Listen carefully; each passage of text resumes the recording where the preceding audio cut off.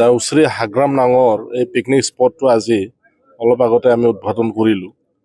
খুব ভাল ৰেছপন্স আৰু ইয়াত দেখিছোঁ চবে ৰাইজে একেলগে মিলি পেলাই নতুন বছৰৰ আৰু প্ৰি খ্ৰীষ্টমাছৰ প্ৰাক মুহূৰ্তত আজি এইটো খুব ভাল এটা নেচাৰেল বিউটি দেউচিৰিৰ এইটো বহুত দিনৰ পৰাই আছে আৰু মই শুনিছোঁ যে অলপ আগত আমাৰ DFO ডাঙৰীয়াই কৈ গ'ল যে আমাৰ বড়ো চিনেমা আলায়াৰণৰ শ্বুটিংটো ইয়াত হৈছিল বোলে। তাৰমানে এইটো এটা আমাৰ কাৰণে ঐতিহাসিক এটা স্পট বুলি ক'ব পাৰি। সেইকাৰণে মই ফিল কৰিছোঁ 1968 যিটো নেকি ফিল্ম প্ৰডাকশ্যনৰ সেই তেতিয়াৰ ফিল্ম যদি ইয়াত শ্বুটিং হৈছে তো তেতিয়াই সেই সময়তে আমাৰ মানুহবিলাকে যে দেউচিৰিৰ বিউটিটো ধৰিব পাৰিছিলে।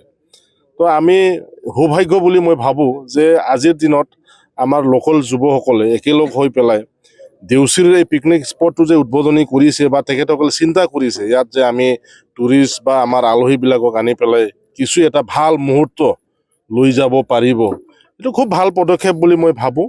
আৰু মই ৰাইজক আহ্বান জনাওঁ, লগতে আমাৰ প্ৰশাসনকো মই আহ্বান জনাইছোঁ যাতে সকলোৱে ইয়াত নিজৰ বুলি ভাবি সহযোগ কৰিব লাগে। আৰু স্পেচিয়েলি আমাৰ ইয়াত আমাৰ মিডিয়া পাৰ্চনছ আৰু আমাৰ ফেমাছ আমাৰ ইউটিউবাৰসকল আছে, তেখেতসকলকো আহ্বান জনাইছোঁ যে আমাৰ দেউচিৰিৰ বিউটিটো আপোনালোকে খুব ধুনীয়াকৈ প্ৰদৰ্শন কৰিব লাগে। ঠিক তেনেকেই মই যাতে শান্তিপূৰ্ণভাৱে আগবাঢ়ি যায়। আমাৰ মাননীয় শ্ৰীযুত হাগ্ৰামা মহিলাৰী ছাৰৰ এতিয়া চৰকাৰ BPF দলৰ চৰকাৰ আছে, BTCৰ চৰকাৰ। ইয়াত কোনো হুলস্থুলীয়া বা অশান্তিকৰ পৰিৱেশ কেতিয়াও আমি হ'ব নিদিওঁ।